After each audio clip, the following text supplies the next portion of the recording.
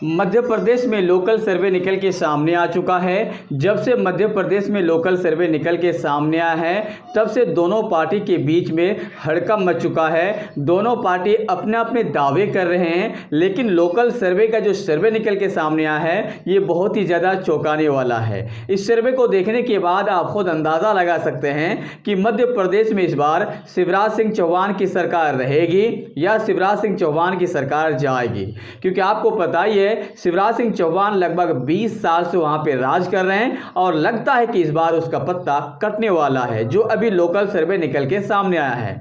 तो लोकल सर्वे क्या है आप लोग को बताने से पहले ये बता दें, वहां पे भारतीय जनता पार्टी की सरकार है और भारतीय जनता पार्टी के मुखिया कह सकते हैं कि नरेंद्र मोदी देश के प्रधानमंत्री न जाने कितने वादे कर चुके हैं और राहुल गांधी भी कुछ वहां पे वादे किए हैं।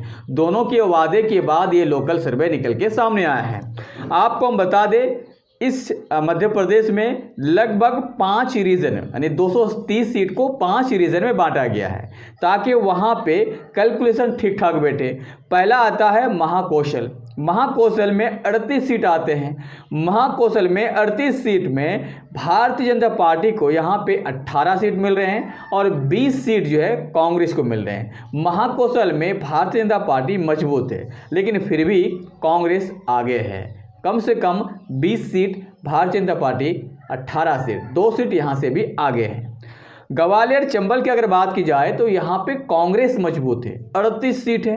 38 में से यहाँ पे कांग्रेस जीत रहे हैं 34 सीट। कांग्रेस के खाते में 34 सीट और 4 सीट जाएंगे भारतीय जनता पार्टी के।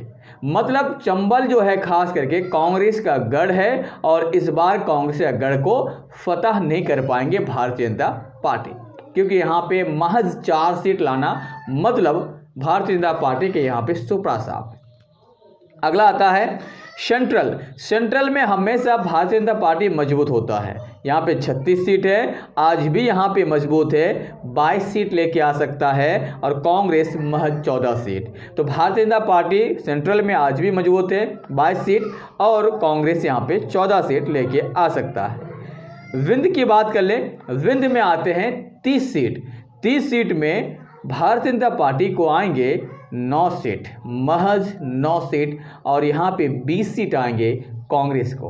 तो विंध्य को खास करके कांग्रेस ने फतह कर लिया एक प्रकार से कह सकते हैं, और ग्वालियर चंबल को फतह कर लिए। 2 ऐसे रीजन है जहाँ पे कांग्रेस खूब बहुत ज़्यादा आगे निकल जाते हैं और भारतीय जनता पार्टी पीछे हो जाते हैं।